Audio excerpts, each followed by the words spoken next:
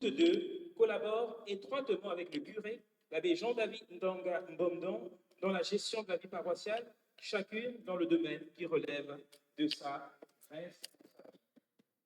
À travers leur nous souhaitons donner une lecture à la fois ecclésiale, pastorale et pratique de cet événement qui nous rassemble.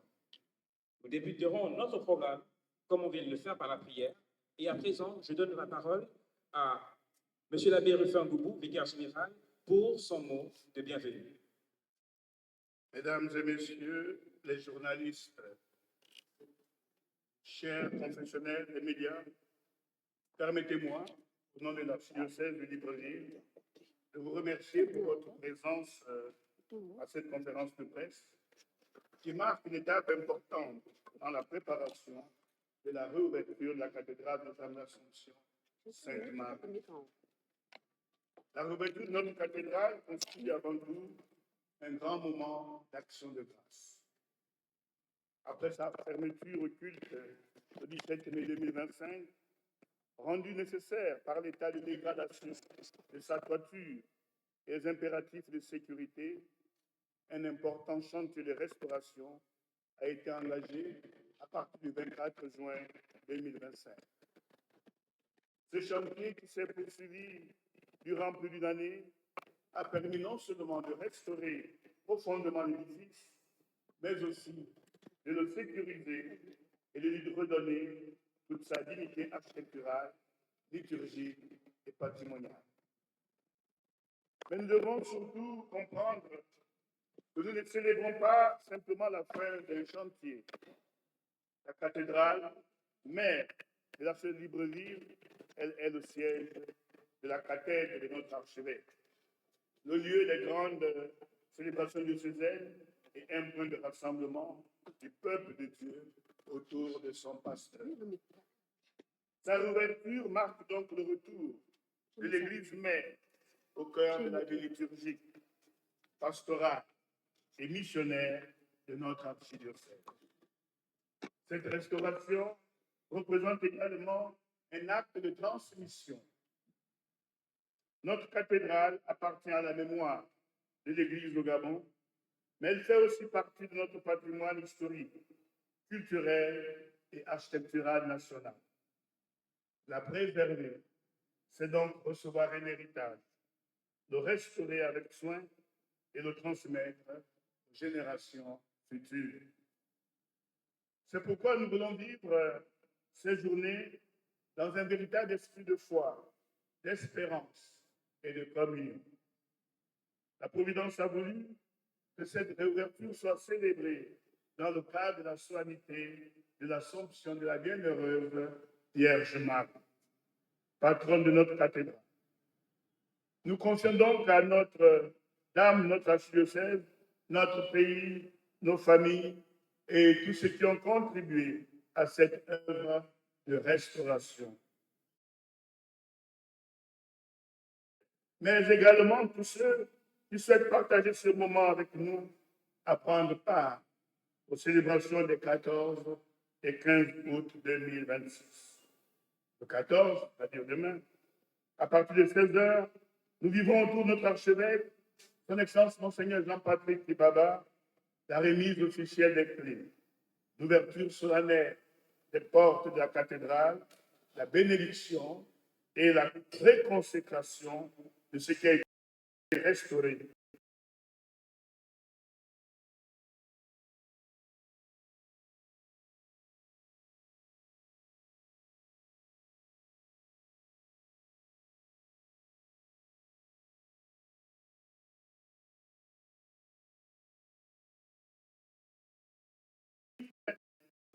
Participer à cette œuvre, les autorités publiques, les entreprises, les artisans, les équipes techniques, les bienfaiteurs, les prêtres, les religieux, religieuses, les fidèles laïcs, les bénévoles, les médias publics et privés, ainsi que tous ceux qui, de près ou de loin, ont porté ce projet par leur travail, leur générosité et leur prière.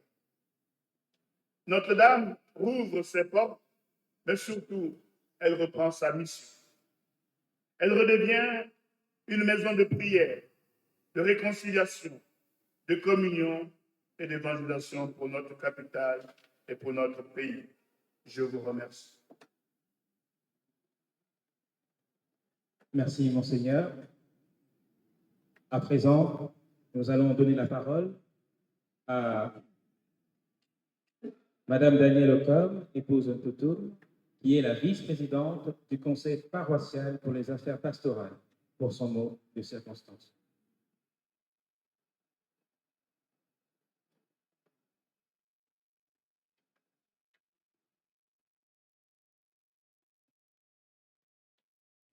Mesdames et Messieurs, chers professionnels des médias, c'est avec beaucoup de joie et une profonde émotion que je prends la parole au nom du Conseil pastoral de la cathédrale Notre-Dame de l'Assomption Sainte-Marie, à l'occasion de cette conférence de presse consacrée à la réouverture de notre cathédrale. Pour nous, membres du Conseil pastoral, cette réouverture est d'abord une immense action de grâce et un sujet de joie. Pendant toute la période de fermeture de la cathédrale, la vie pastorale n'a pas été interrompue. Malgré les contraintes liées aux travaux de restauration, notre communauté a continué à se rassembler, à prier, à célébrer et à vivre sa foi. Cette période nous a rappelé une chose essentielle. L'Église est avant tout un peuple rassemblé autour du Christ. Même lorsque notre édifice était fermé, notre communauté est demeurée vivante. La parole de Dieu a continué d'être annoncée. L'Eucharistie célébrée, les sacrements administrés, les enseignements et les différentes activités pastorales poursuivies. Nous avons ainsi appris à vivre cette période non seulement comme une épreuve, mais aussi comme un temps de grâce, de solidarité et de communion. Aujourd'hui, le retour dans notre cathédrale représente donc une étape importante pour la vie pastorale de notre communauté. Nous retrouvons un lieu profondément chargé d'histoire, mais surtout un lieu qui doit continuer à être une maison de prière, de rassemblement, de fraternité et de mission. Cette réouverture nous invite également à repartir avec un nouvel élan.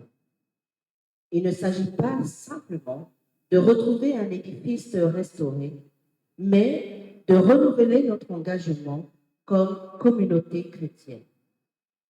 Nous sommes appelés à faire de cette cathédrale un lieu où chacun puisse se sentir accueilli, où les familles puissent grandir dans la foi, où les jeunes puissent trouver leur place, où les personnes éprouvées puissent découvrir la consolation et où toute personne en quête de Dieu puisse franchir les portes avec confiance. Les célébrations du 15 et du 14 août seront donc pour nous un véritable temps de communion diocésaine.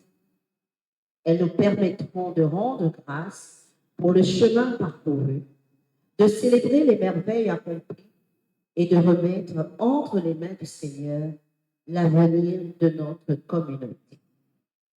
Je voudrais à ce titre adresser une invitation particulière à tous les paroissiens, aux fidèles de l'archidiocèse, aux mouvements et associations, aux communautés religieuses, aux familles, aux jeunes et à tous ceux qui se sentent attachés à cette cathédrale.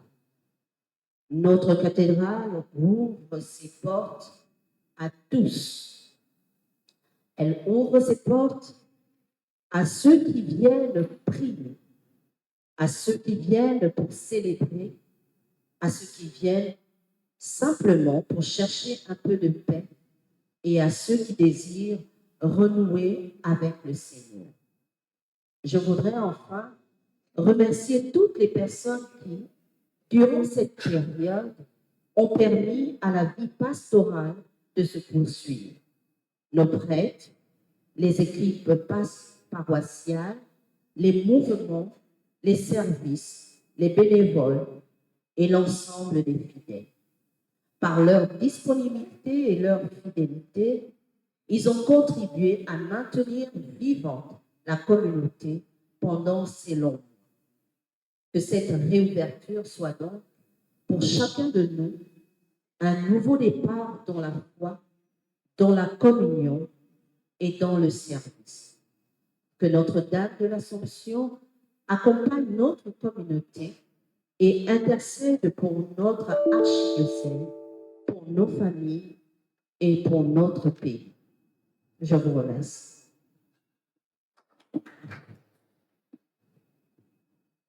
Merci, Madame la vice-présidente du Conseil pour les affaires pastorales, pour cette prise de parole. Nous donnons à présent la parole à celle qui travaille aussi avec vous, mais dans le cadre des affaires économiques de la vie de notre paroisse. Madame Élise Missy, pour son mot de circonstance. Merci.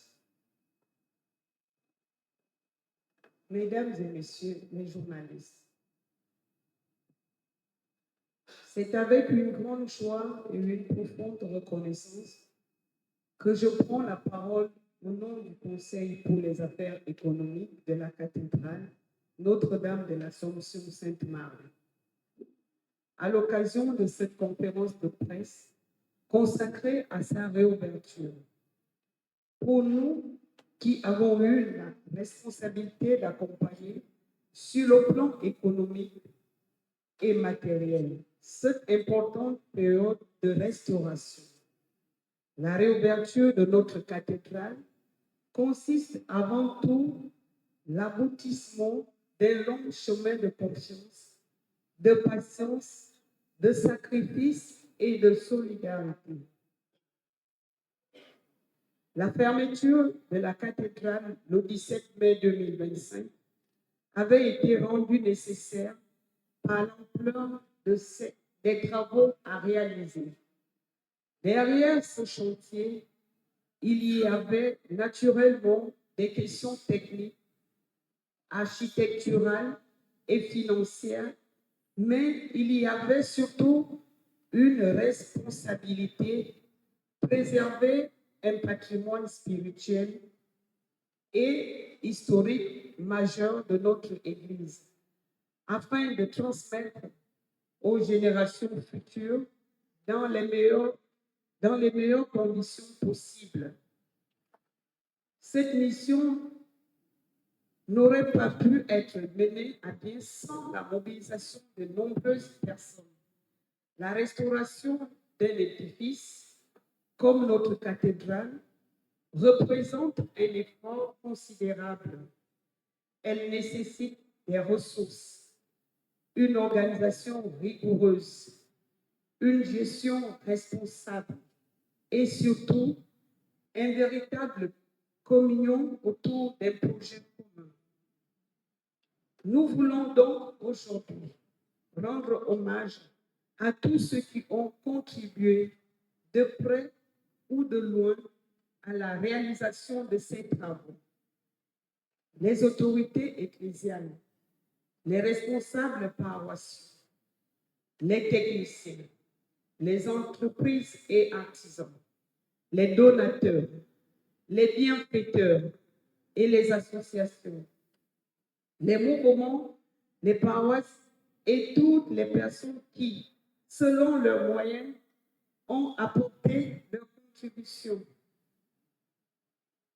Nous soulignons l'apport considérable du président de la République et de la première dame, sans lesquels ce chantier aurait pu ne pas voir son aboutissement en cette année.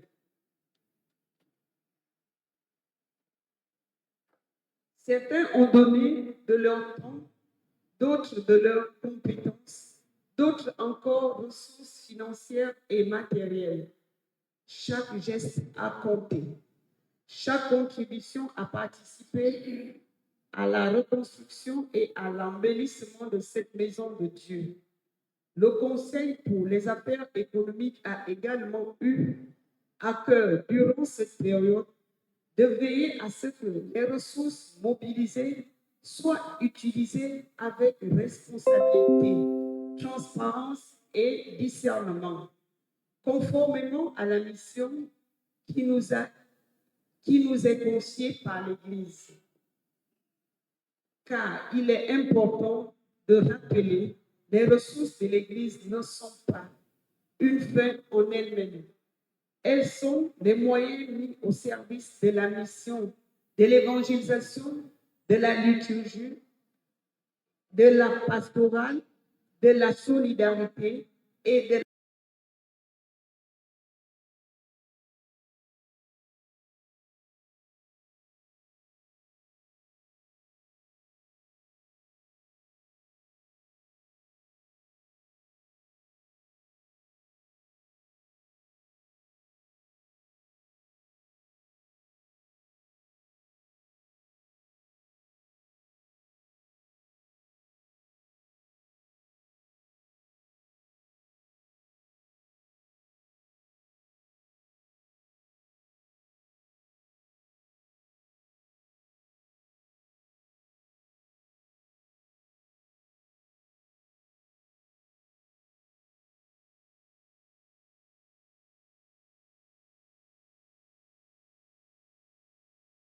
l'ouverture fasse naître de véritables cultures et responsabilités et de participation. Chacun peut contribuer à la vie de notre cathédrale selon ses possibilités, par la prière, par le bénévolat, par ses compétences, par son engagement dans les services paroissiaux, mais aussi par la contribution matérielle et financière lorsque cela est possible.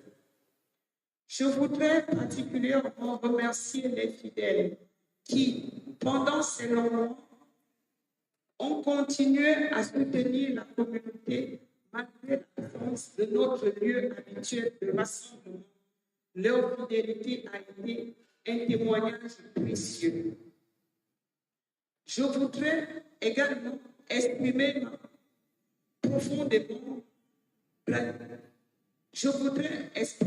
notre profonde gratitude à son Excellence Monseigneur Jean-Patrick Ibaba, archevêque métropolitain de Libreville, pour son accompagnement pastoral et son engagement dans ce projet, ainsi qu'à tous ceux qui ont œuvré à ses côtés, pour que cette restauration puisse parvenir à son terme. Les journées du 14 et 15 août 2026 seront donc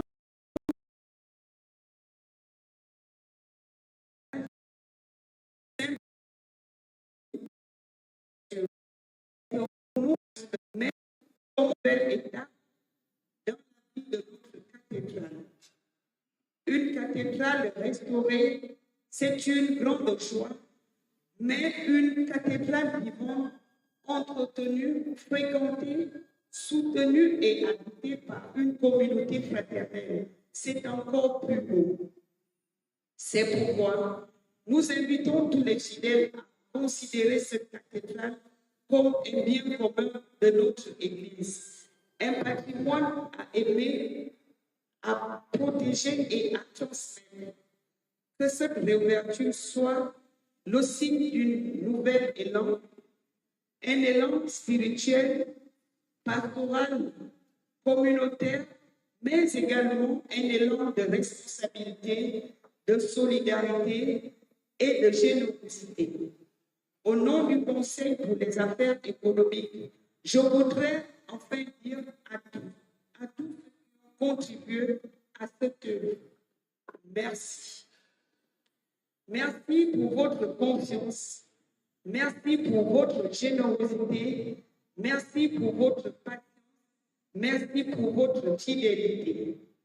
Que le Seigneur bénisse abondamment chacun de vous et qu'il vous permette et qui permettent à cette cathédrale désormais de continuer pendant de nombreuses générations à être un lieu où se célèbre la foi, où se rassemble le peuple de Dieu et où s'accomplit la mission de l'Église. Que Notre-Dame de l'Ascension, patron de notre cathédrale, intercède pour notre archidiocèse, pour tous les fidèles, pour nos familles et pour tous ceux qui ont contribué à cette œuvre. Je vous remercie. Nous pouvons, frères et sœurs, s'il vous plaît, applaudir pour notre panel qui nous a donné la quintessence des informations essentielles qui nous sont nécessaires afin que nous comprenions l'œuvre que nous célébrons en ce jour, la réouverture de notre paroisse cathédrale Notre-Dame de l'Assomption Sainte-Marie, qui n'est pas seulement une œuvre d'Église, mais qui fait partie intégrale de l'identité même de notre capitale, Libreville, et de notre pays, le Gabon. Merci, Madame la vice-présidente du Conseil pour les affaires économiques, pour votre prise de parole. À présent, nous allons passer à une toute autre étape de notre programme de ce jour.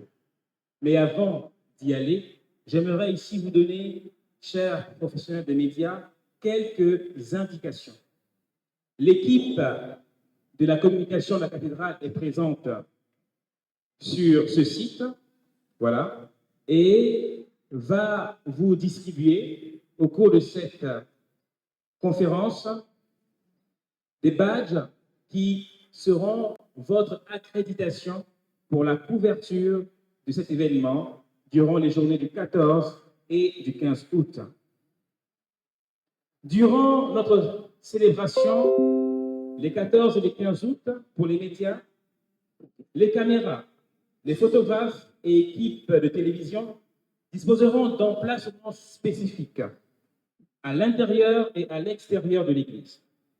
Il est demandé aux médias de venir plus tôt pour la journée du 14, autour de 14h et 15h, pour prendre place. Et pour la journée du 15, autour de 8 et de 9h. Cela en vue de bien vous disposer afin que vous soyez à l'aise durant les différentes cérémonies.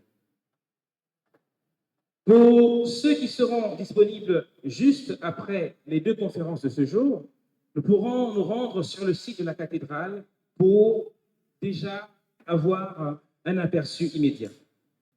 Les mouvements dans la cathédrale seront strictement encadrés et aucune circulation ne sera autorisée dans le sanctuaire ou certains espaces liturgiques sans autorisation. Les médias sont encouragés à avoir des objectifs ayant la capacité de prendre des images de qualité, mais à distance éloignée des sujets. Un espace extérieur sur le côté droit de la cathédrale est prévu pour les interviews, les points de presse et les échanges avec les journalistes. Nous passons à présent au moment important des questions et réponses qui seront encadrées comme suit.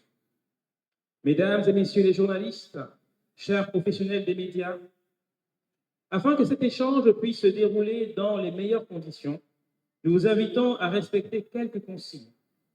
Tout d'abord, chaque média est invité à se présenter avant de poser sa question. Nom du journaliste, nom du média et, si nécessaire, rubrique ou rédaction concernée. Pour permettre au plus grand nombre de médias de participer, nous vous demandons de privilégier une question principale par intervention. Si le temps nous le permet, nous pourrons éventuellement revenir vers certains d'entre vous pour une question complémentaire. Nous vous invitons également à formuler des questions précises, courtes et directement liées à la réouverture de la cathédrale, aux travaux réalisés, au programme des célébrations des 14 et 15 août, ainsi qu'à la portée pastorale, historique, patrimoniale et communautaire de cet événement. Les questions portant sur les aspects techniques, économiques ou organisationnels pourront naturellement être adressées aux personnes spécifiquement désignés pour y répondre.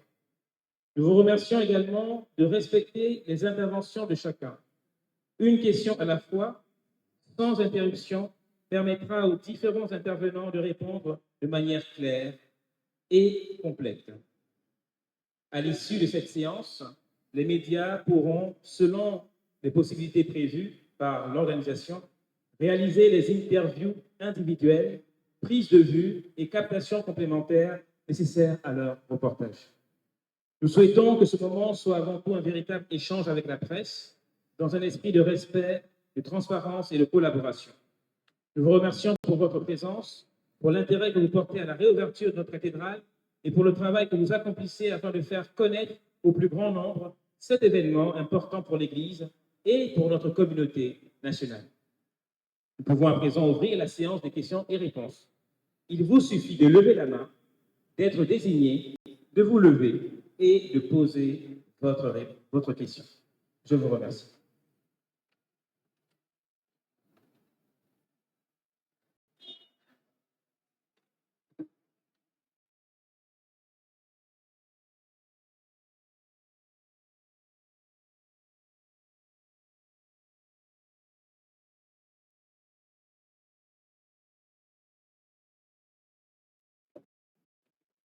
Alors, je suis Saint-Clair. Monsieur le vicaire général, la toiture de la nation et que même l'homme de la rue se pose, ce n'est pas exceptionnel, pour bien accouder les travaux de cette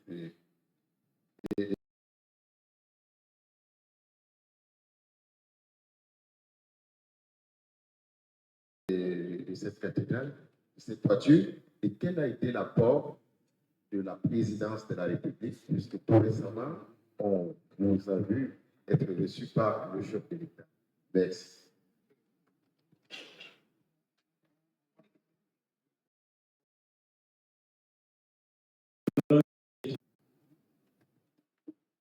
Bonjour à tous, Père Joie de Christ. Alors, Monseigneur, d'abord la première question. Steve Pigat de la rédaction de Gabon Express Info. Oui, Monseigneur, aujourd'hui c'est un jour solennel. Nous sommes dans les festivités du 17 août et toute une chronologie des inaugurations sont prévues par la plus haute institution, notamment également notre maison mère, l'Église catholique. Alors, sur quel signe se fait cette réouverture après un an d'incidence et l'État voisin est obligé de prier sur la tente? Est-ce que toutes les conditions sont enfin réunies pour un nouveau départ pour notre maison mère? Ça, c'est la première question. La deuxième question, c'est aux affaires économiques et pastorales. Quel a été l'apport des paroissiens quand on sait qu'il y a eu un appel à solidarité au niveau des paroisses? Est-ce que l'appel a été bien reçu et perçu par les curés des paroisses? Merci. Une troisième question.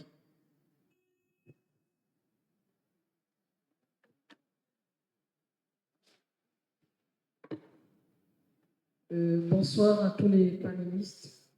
J'ai juste une petite préoccupation. Je suis Nathalie Oquet de la rédaction également première.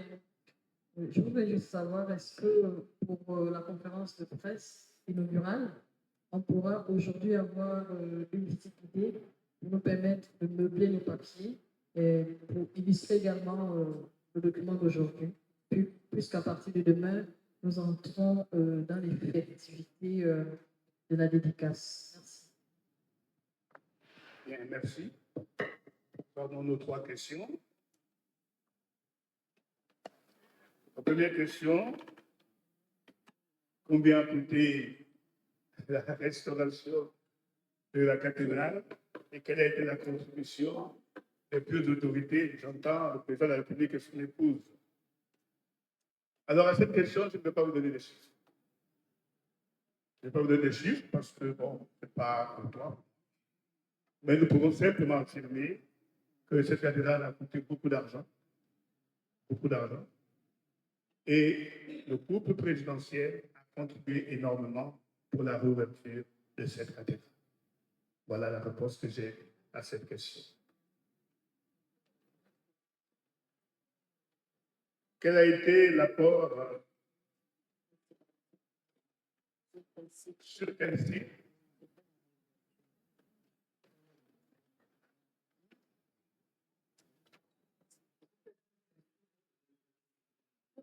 Si ou si. Ah, d'accord.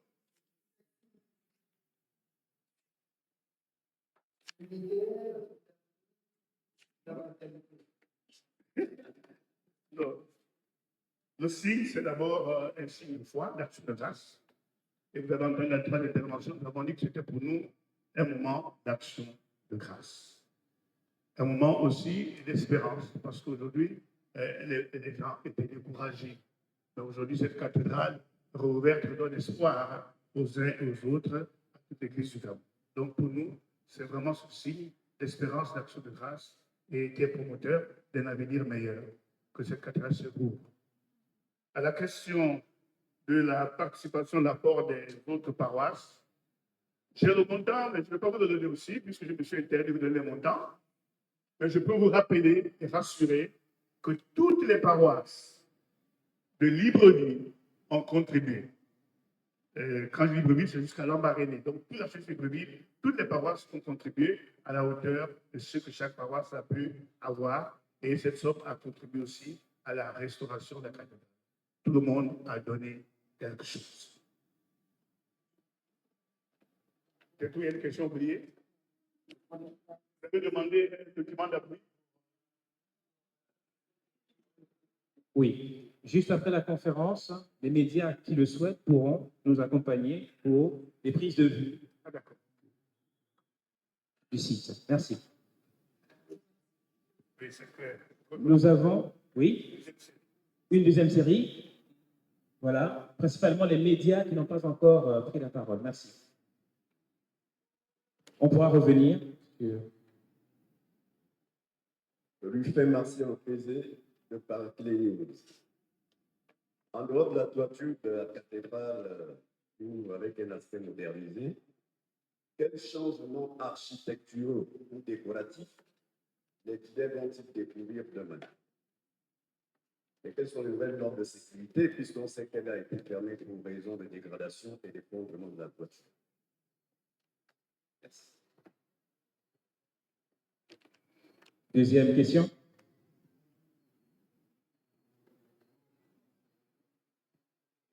De nouveaux médias.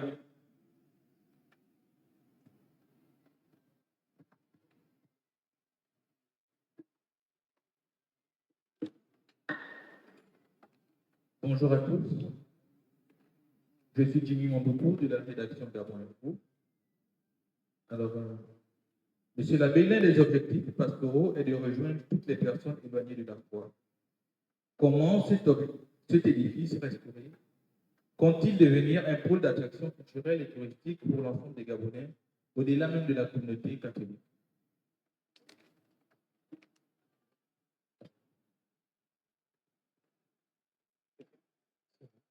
Question pastorale. Oui, monsieur le vicaire général, monseigneur, on sait que le Gabon entretient de très bonnes relations avec ses pays frères et amis, aussi bien sur le plan religieux, économique et sociétal. Est-ce qu'on peut s'attendre ici, parmi nous, lors de la réouverture de la cathédrale du Gabon, cette cathédrale où le pape Jean-Paul II avait je ne sais pas, est-ce qu'on peut s'attendre à l'arrivée des invités venant de l'extérieur du pays? Sinon, lesquels? Merci. Merci. La première question, si je l'ai bien enregistrée, revient à dire quels autres travaux ont été réalisés à côté de la toiture. Eh bien, naturellement, la restauration a largement dépassé la toiture. D'abord, à trois niveaux. Il y a à l'intérieur, pour la liturgie, il y a eu un agrandissement et un réaménagement complet de la sacristie. Le remplacement des revêtements du sol intérieur et extérieur. La restauration des trois concessionnaires. Nous aurons l'occasion de regarder ça tout à l'heure. La réfection des deux amont. La création des nouveaux tabernacles monumentaux en bois. La rénovation complète du mobilier liturgique, l'acquisition des nouveaux vêtements, ornements et accessoires liturgiques, le remplacement de l'ensemble des bancs, le remplacement de l'ancien orgue par un instrument moderne. Alors, ce qui concerne l'équipement, il y a la reprise intégrale des installations électriques, un nouvel éclairage architectural et liturgique et un nouveau système moderne de sonorisation. Maintenant, pour l'extérieur, il y a la réhabilitation des espaces verts et jardins, la restauration des façades intérieures et extérieures, la reprise des enduits et peintures, la restauration du clocher, la restauration des 2 cloches afin qu'elles puissent à nouveau rythmer la vie liturgique. Alors quelqu'un me posait la question dans son cœur en disant, mais si on a enlevé l'orgue est parti où? Eh bien, nous avons restauré la cathédrale sans effacer sa mémoire. C'est aussi pour cela que l'ancien orgue est appelé à être conservé au Musée national Léon-Mart comme élément du patrimoine religieux et musical du Gabon. La deuxième question.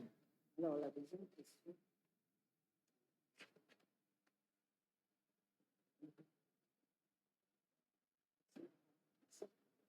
Ah oui, naturellement, à l'extérieur, vous avez remarqué une rampe d'accès pour les personnes à mobilité réduite, ce qu'il n'y avait pas avant. Merci. Comment les entreprises sont restaurées?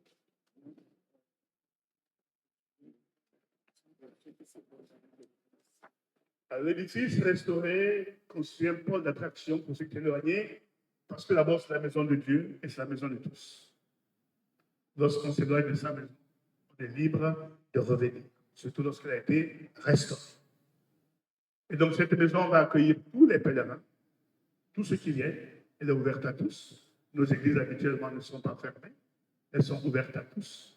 Et donc, tous les enfants de Dieu sont appelés à revenir ou à venir à la cathédrale de la Présentation.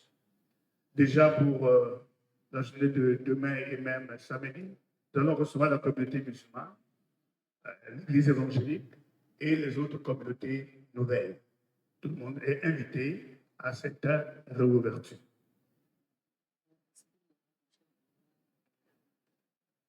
Alors les chefs de l'État, les chefs religieux, tous les évêques émérites, mais les chefs d'État, à ma connaissance, le nôtre seulement.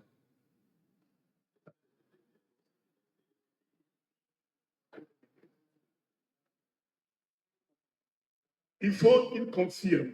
Il y a une invitation qui a été lancée, nous attendons les confirmations. Et s'ils confirment, ils seront là, eh bien, tout est ouvert. Merci.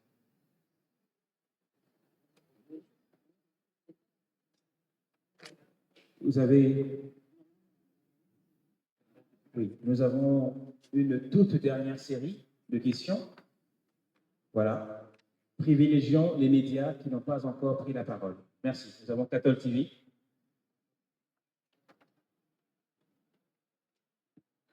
Nicolas Renaison de Cathol TV. Vous avez parlé de la restauration. Nous sommes là pour ça. Et que restaurer l'édifice n'est qu'une étape. Voilà. Le véritable défi est désormais de préserver tous ces travaux qui ont été réalisés. Est-ce qu'il y a des dispositions particulières qui ont été prises afin que nous n'ayons plus à affronter dans quelques années un tel chantier? Merci. Une deuxième question.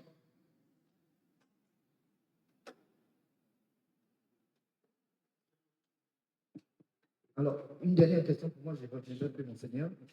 Dans la nouvelle restauration, est-ce que finalement ce problème a été réglé au niveau de la cathédrale, connaissant les problèmes de l'AECG? Est-ce que finalement, dans ce problème, un groupe enfin a été mis en place dans la nouvelle perspective de cette nouvelle démarche? Et ensuite, il y a une messe pontificale qui est prévue. Est-ce que lors de cette messe, on aura la présence, excusez-moi de revenir un tout petit peu, c'est une messe pontificale, la première autorité du pays? Merci.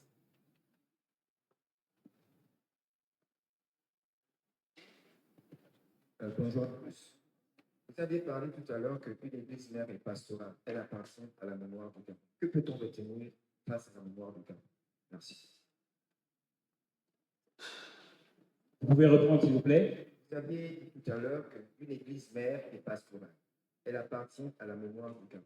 Concrètement, c'est quoi la mémoire du Gabon? Merci.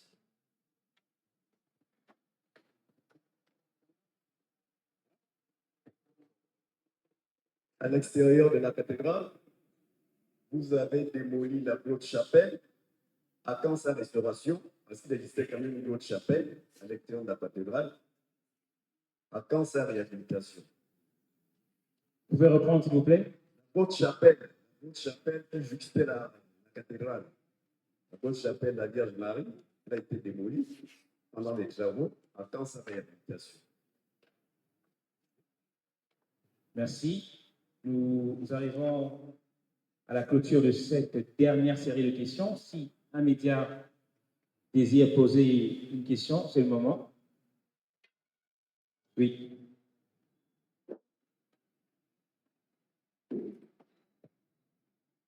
Merci, je suis Pierre Parfait Badinga du journal Afrique Direct. Alors, la cathédrale aujourd'hui a un visuel. Est-ce qu'il faut également s'attendre à quelques modifications sur le programme, notamment des cultes? Merci. Bien, merci. La question liée à la grotte. Rappelez que l'ancienne grotte mariale a été déconstruite parce que son emplacement ne correspondait plus aux nouvelles orientations d'aménagement du site. Et donc, une nouvelle grotte mariale, plus contemporaine et mieux intégrée à l'environnement pastoral, sera aménagée ultérieurement sur un site plus approprié, selon la volonté de notre Père archevêque.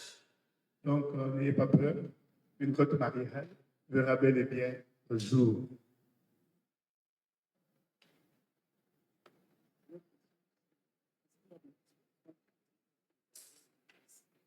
À la disposition pratique pour prélever l'édifice, vous voulez parler des finances.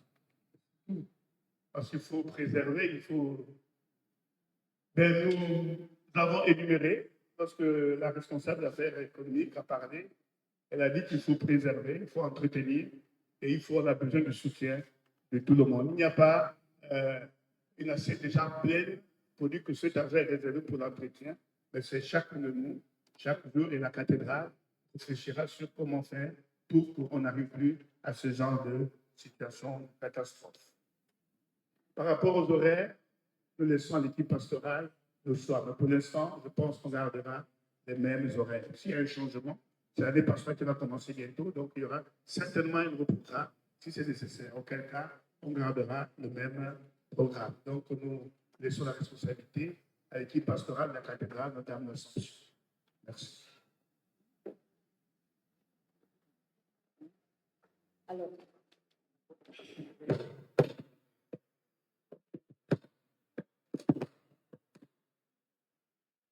Alors, je voulais rajouter par rapport aux dispositions pratiques, mentionner qu'il y a également une assurance qui a été prise par rapport aux travaux effectués. Alors, donc, s'il vient, on touche du bois, s'il vient qu'il y ait encore un problème, au moins on est assuré que la société qui a entrepris les travaux pourra revenir parce que justement nous sommes assurés. C'est ce que je voulais rajouter.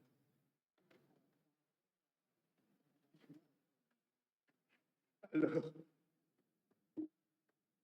par rapport à la première autorité qui va être invitée, bon, je n'ai pas donné le programme déjà parce que c'est des programmes secrets de sécurité, mais je peux affirmer que la première autorité sera là demain pour l'ouverture de la cathédrale.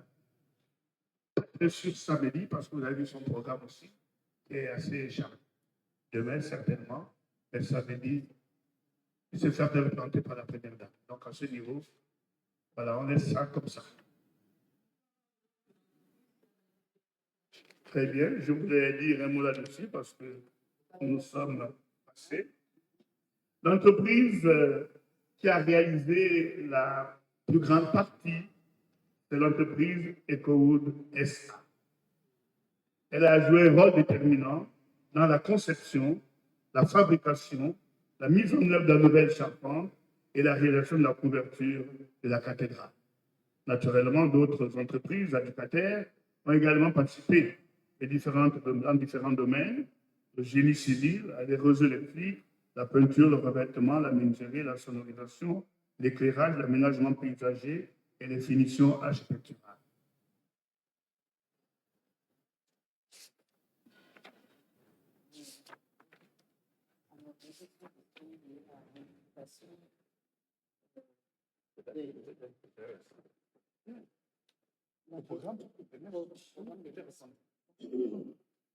Bien, puisque nous sommes à la fin, je voudrais simplement répondre à la question que je me pose. Pourquoi l'Assomption est-elle particulièrement importante dans cet événement de réouverture?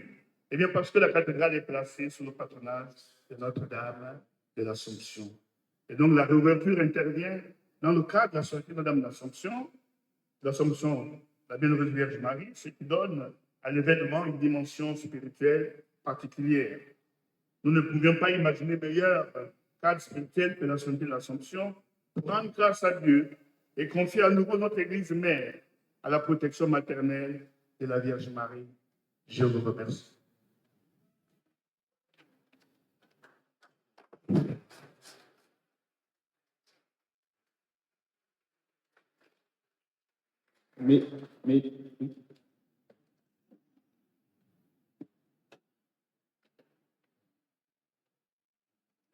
Eh bien, nous pouvons faire mieux que ça. En termes d'applaudissements, s'il vous plaît. Merci beaucoup.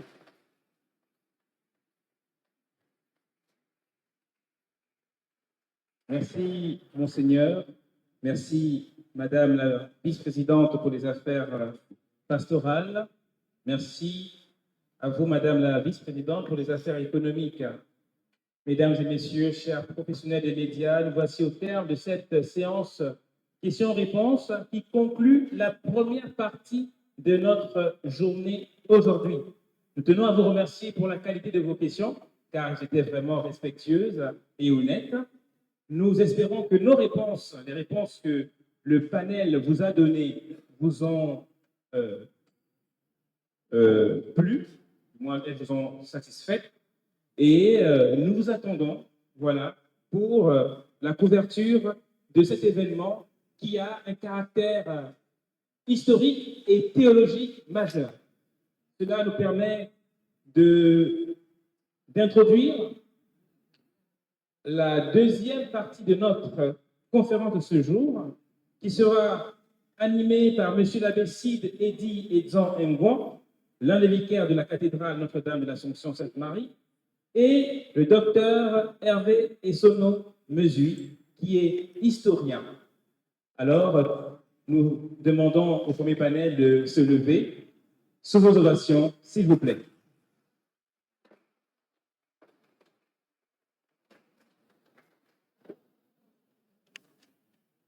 Merci.